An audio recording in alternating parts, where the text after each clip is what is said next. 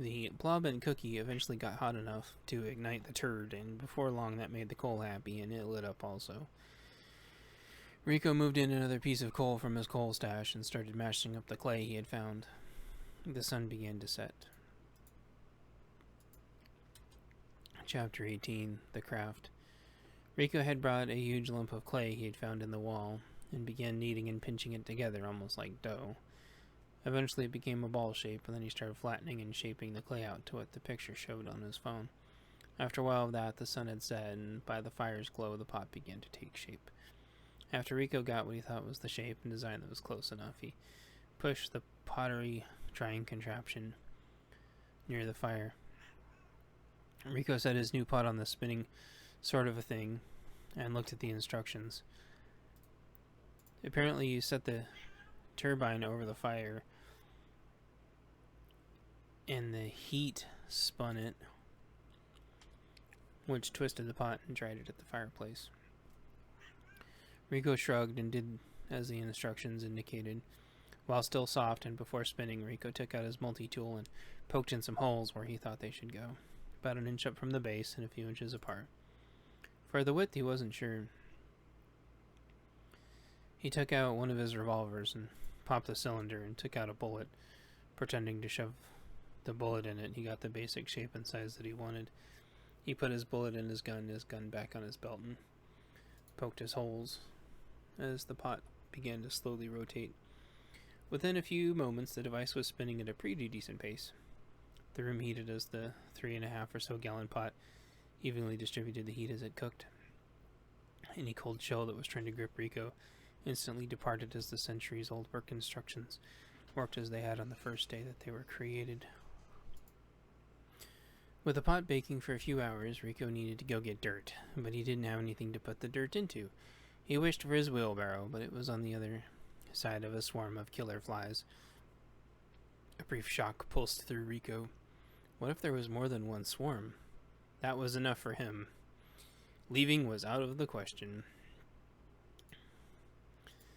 He looked around for a basket or something to bring the dirt back, but there was nothing.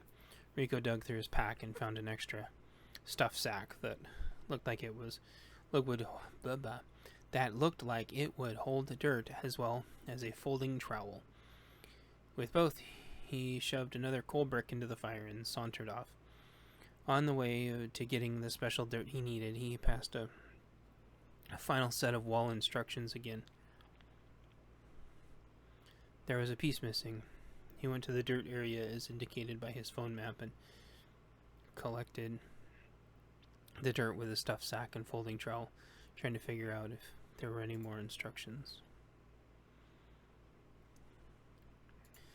He decided to take a different route back with his several pounds of dirt and tiny shovel in his back pocket.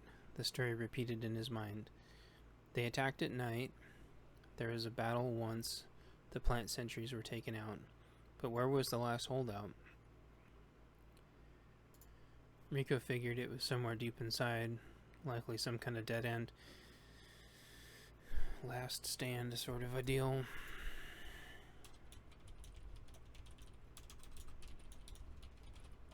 He reminded himself to check the dead ends on his phone map once he returned with the dirt. Rico headed back and the drone went flying down an adjacent hallway with a kersplat as it hit a fly at full speed. Chapter 19, The Chase. Rico picked up the pace and followed the drone back with his dirt. The dirt bag was blocking his flashlight mostly, and following the drone back would make it easier. It might just be time to end the night here, he figured. In trying to keep up with the drone, though, Rico got turned around. He stopped checking his phone and had lost which way the drone went. Then he had a thought. Maybe the drone wasn't heading back. Had he just been led deeper into the labyrinth? Rico stopped to think for a second and sat down his bag of dirt, his mouth throbbing from the blood pressure. He checked his phone, and the drone wasn't too far off. There was a choice in his head between figuring out what the drone was doing and heading back. It was a choice he didn't have to think about for long. He'd been separated from this drone once already, and it stressed him out quite a bit. He wouldn't let it happen again. Throwing the stuff sack's strap over his shoulder to lug the dirt back bag on his back. He could see well with his flashlight again. It was on medium power, and the instructions said, before he tossed them into the fire, was that this thing on medium power could go for about 5 hours.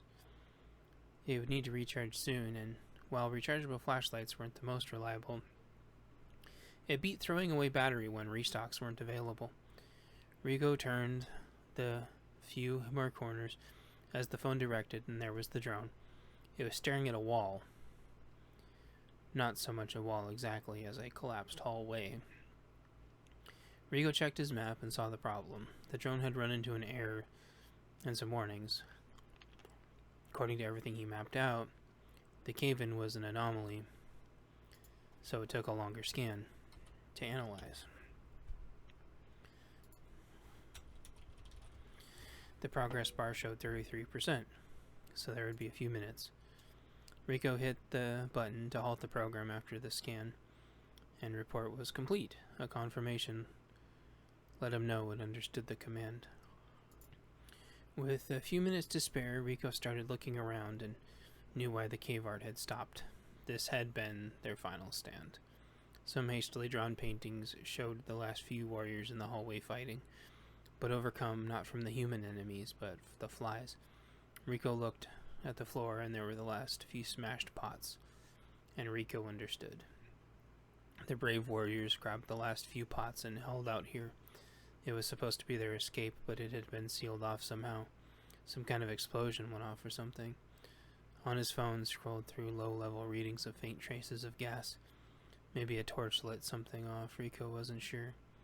Upon getting to the end of the wall's history lessons, Rico took a few more pictures and realized a piece was missing. Something had definitely been written on the wall, but it was gone. Rico backtracked and realized that the victors had tried to deface the fact that these remaining holdouts had the last seeds. They'd got some seeds and retreated to maybe try to fight another day. Rico wasn't sure. A piece was missing, though. The drone completed its scan and then flew sideways to a wall and clamped onto it, walked a few steps, walked around in a circle, then powered down to a standby level. The remainder of the reporting filled Rico's phone as the drone idled on the wall with a faint red light pulsing. Rico scrolled by what he already saw, including the gas and what the stone was made out of. There was more, though. The drone had not only identified the partial collapse, but detected a deceased victim underneath. That gave Rico an idea, as he put his phone to sleep and shoved it in his pocket without looking at the battery level. His flashlight also dimmed imperceptibly as it was running out of juice. Ignoring all of this as if he had a choice, Rico got out his little foldable survival trowel and started digging as best as he could. After getting the main slab of stone off, there were more tiny stones and a skeleton, along with another smaller busted pot and dirt scattered. A tiny dry husk of a plant laid underneath, root ball still intact. Rico said a quick prayer and moved the skeleton to see a tablet underneath and a fully intact tiny sack. Nothing bigger than what could maybe hold some marbles. The skeleton still had a firm grip on the sack as if this was the most important thing in the world. Rico flipped the tablet over and snapped a picture. It was getting too dark for him to see the detail, but the phone could pick up the light no problem. After making sure his phone saved the picture, he hit snooze on the phone and grabbed the sack this brave soul had sacrificed his life to save. He was super careful to not break any bones or disrupt the skeleton's hand more than he had to, and was successful. A last spur-of-the-moment thought prodded Rico to carefully grab the delicate husk of a plant and put it in the dirt bag where it would hopefully be safe for later study. The flashlight was almost out of power, and he carefully made his way across the room to the drone and picked up his sack of special dirt. Rico figured he could maybe simply use his flashlight application on his phone, so he woke his phone back up. Well, his phone was almost dead again. He'd been using it and leaving the map application on all day. Didn't exactly help. Rico navigated through the application to reactivate the drone and program it to lead him back home, and the phone powered down with a sad green robot face. Rico sighed and reached out into the near darkness as his flashlight faded and grabbed the drone. With his other hand, he unsnapped his flashlight and held it close to the drone, looking for manual power.